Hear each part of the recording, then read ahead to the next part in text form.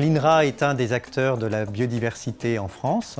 Nous présentons ici tout un ensemble d'espèces apparentées à la pomme de terre, donc des espèces sauvages qui sont cousines de la pomme de terre et qui sont toutes des espèces tubéreuses, qui sont capables de former des tubercules.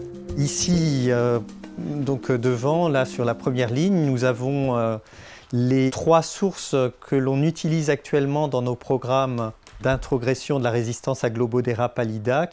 On peut voir aussi, c'est que les tubercules que ces plantes peuvent former sont très loin de ce qu'on connaît aujourd'hui en termes de consommation, très loin de tubercules de pommes de terre cultivées, qui sont quand même déjà plus conséquents, de meilleure forme, de couleurs plus sympathiques également. En tant que sélectionneur, on a besoin bien sûr de la diversité génétique. La biodiversité est très importante pour la sélection variétale, c'est donc un outil, mais également le sélectionneur participe à l'accroissement de la biodiversité. Et ça, c'est quelque chose d'important et c'est très vrai notamment dans l'espèce pomme de terre.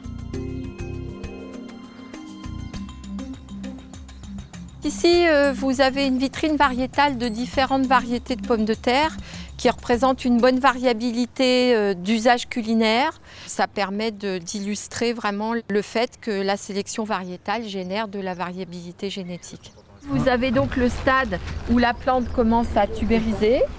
Donc ici, vous avez le tubercule mère et qui a émis donc des tiges aériennes, des racines et des stolons.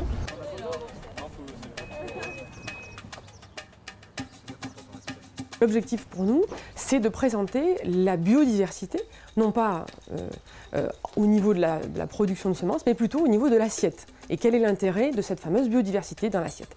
Par exemple, on a ici un essai culinaire à la vapeur, où on voit très bien ici une chair dite chair ferme, qui va très bien tenir à la cuisson vapeur.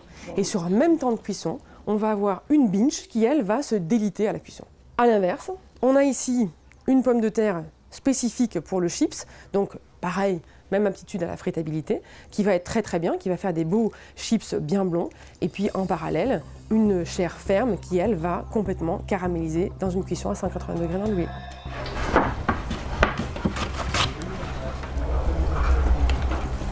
Donc là, vous allez pouvoir goûter un chips fait maison par Greg, en direct. Vous avez vu, il n'y a pas besoin de beaucoup de moyens, hein. Un petit peu de gaz, une pomme de terre. Et vous avez vu l'astuce, on l'épluche même pas, hein. Ça sert à rien, on la lave quand même un peu avant, hein. Rassurez-vous. Vous voyez, pour les feignants de l'épluche légumes, on peut manger des chips sans enlever la peau. La pomme de terre, elle se mange avec la peau, elle est chair ferme, il n'y a pas de problème.